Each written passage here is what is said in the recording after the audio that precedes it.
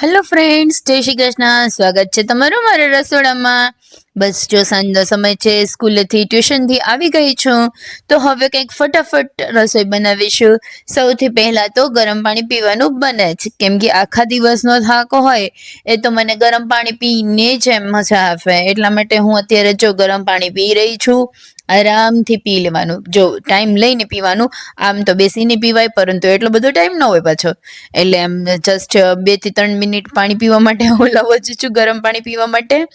ત્યારબાદ હવે જોયું તો રીંગણા આવેલા હતા, નાના નાના જે આખું શાક થાય ને એવા રીંગણા હતા, મમ્મીએ તૈયાર કરીને જ રાખેલા હતા. તો પછી હવે બટેટા અને રીંગણા મેં લઈ લીધેલા છે. આ રીતે હવે એમાં ટમેટા લઈ લઈશ, કારણ કે આજે આપણે એકદમ સરસ ભરેલું શાક બનાવવાના છીએ, એટલે એનો મસાલો જ કરવાની ખૂબી છે. તમે એક વખત મસાલો કરી લેશો ને ખૂબ સરસ રીતે એમ કે બને છે આ શાક, તો બનાવવું પણ સહેલું છે.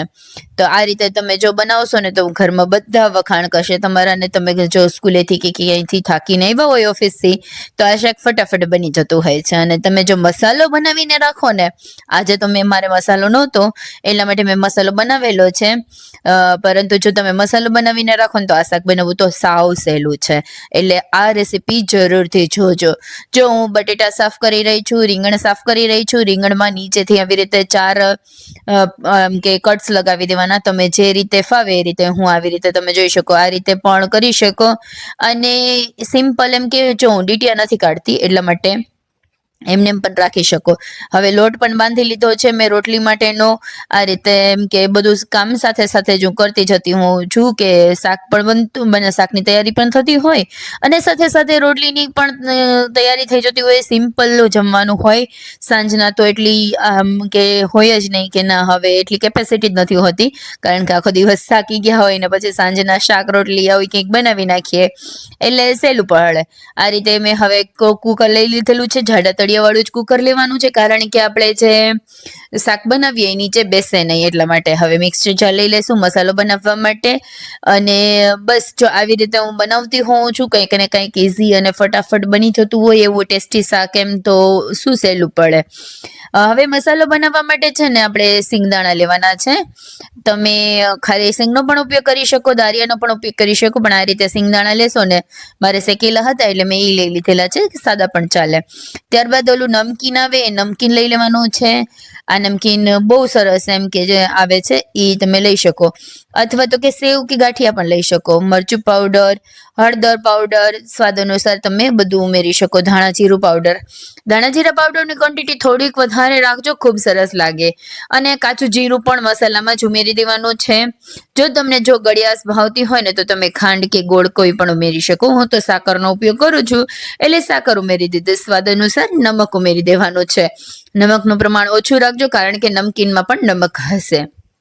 હવે આ બધું એકદમ સરસ રીતે ફાઇન પેસ્ટ કરી નાખવાની. ફાઇન પેસ્ટ નહીં, સોરી, ફાઇન પાવડર જેવું એમ કરી નાખવાનું છે. મસાલો બનાવી લેવાનો છે, પીસી લેવાનું છે.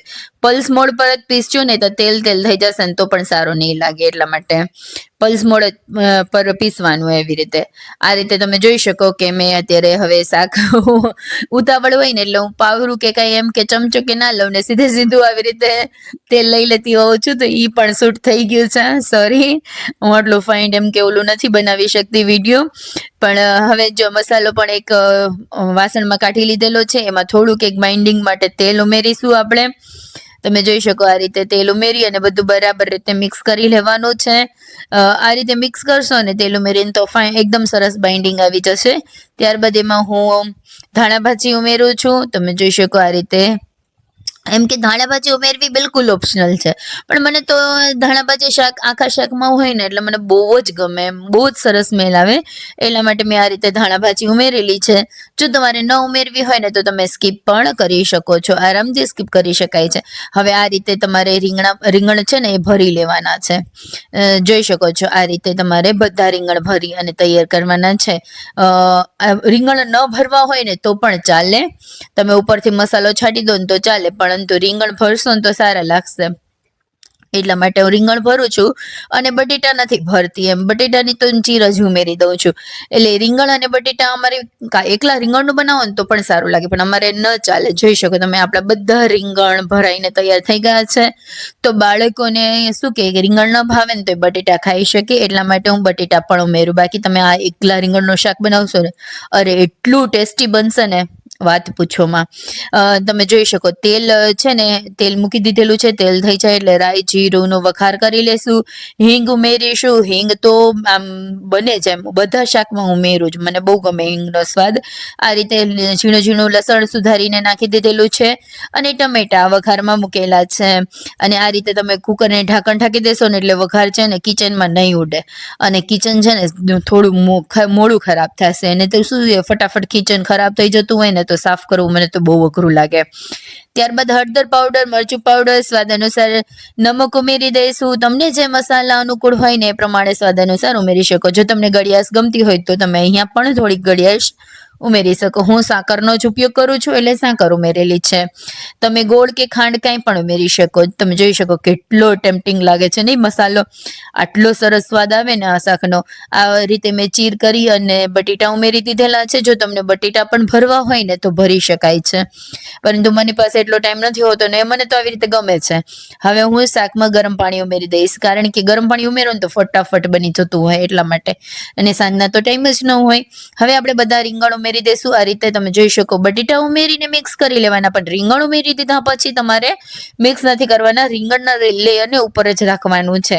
અને આ રીતે જે વધારાનો મસાલો હોય ને એ છાંટી દેશો ને તો ખૂબ જ સરસ સ્વાદ આવે, એટલે જરૂરથી છાંટવો. અને ત્યારબાદ હવે કુકર ઢાંકી અને આરામથી 3 વિસલ કરી લેવાની છે. 3 વિસલમાં તમારું શાક થઈ જશે. તમે જોઈ શકો એકદમ ટેસ્ટી એવું શાક બનીને તૈયાર થતું હોય છે. શાક થાય છે એટલી વારમાં સાથે સાથે આપણે થોડીક રોટલી પણ કરી લઈએ તો બધાને આરામથી ફટાફટ જમી લેવાય. એટલા માટે હું સાથે સાથે જ બધું કરતી હોઉં. સાઈડના ગેસ પર શાક થાય છે તો હવે એક સાઈડના ગેસ પર હું રોટલી પણ કરી લેતી હોઉં છું, એટલે શું ફટાફટ થઈ જતું હોય છે. તમે જોઈ શકો કે હવે આપણું શાક એકદમ ટેસ્ટી એવું શાક બનીને તૈયાર થઈ ગયું છે. તમે પણ આ રેસીપીથી બનાવી શકો. હું તો વારંવાર બનાવું છું આ રેસીપીથી શાક, કારણ કે એટલો ટાઈમ જ ન હોય આપણી પાસે કે કંઈ એમ એક્સ્ટ્રા કરી શકીએ. તો આવો મસાલો બનાવીને રાખી દેશો ને સ્ટોર કરીને તો તમે ગમે ત્યારે બનાવશો ને 10 મિનિટમાં ભરેલું શાક બનીને તૈયાર થઈ જશે અને ખૂબ સરસ લાગતું હોય. અમને બધાને તો બહુ જ ભાવે છે. તમને કેવું લાગ્યું એ તમે મને કમેન્ટમાં જરૂરથી જણાવજો. અને બીજી કોઈ રેસીપી જોઈતી હોય તો પણ જણાવજો. અને જો રેસીપી સારી લાગે તો વિડીયોને લાઈક કરી દેજો. Thank you for